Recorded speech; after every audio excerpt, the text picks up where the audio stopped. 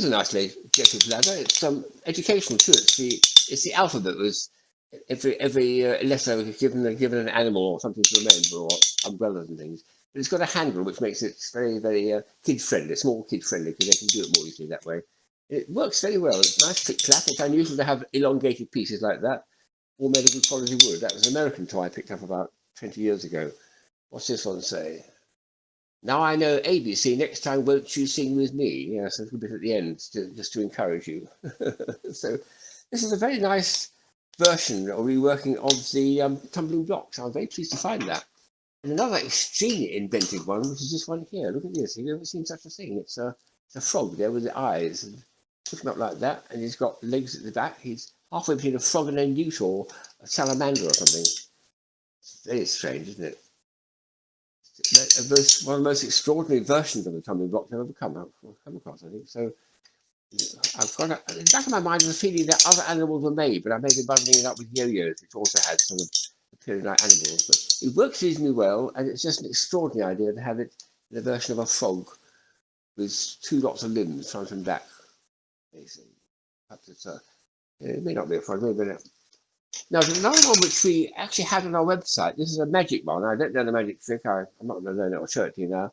But it was a very nicely done version because you start off with that scenario. Very pretty little metallized fans. And then somehow you manage to get the victim or your audience to choose that particular color, which then appears. I don't know how you do that. But it was a very nicely made one, which we had at our shop for, well, really quite some time, actually. I'm very pleased to see it there because it's one of my favourites. Another very interesting idea, and I've got 3 of these somewhere in my collection, is a book that can disappear, and it's a Tumbling Blocks. And this is a British version, and it's all soft for kids and things. And it's got the crisscrossing ribbons there, and it's once you set it something like that, you don't have to turn it sideways in order to actually read the text and read the story or whatever it is. It's a Chinese Chinese folk tale about emperors and heavens and dragons and things. And then I think that's the end of the thing. But at the beginning, you start with another scenario like that. And you've got 2 sides to look at when they're doing it, and then the text changes. So quite elaborate, but for kids, what a lovely idea to have a book that's also a tumbling block. It's a bit big thing to hold. You probably need both hands to make it work, but there we are. The last item is just something that occurred to me that when I first went to New York Toy Fair in the early 90s, one of the things I picked up was this remarkable video called Toys in Space. And it was a nice company I've known for years now who are marketing it on behalf of NASA.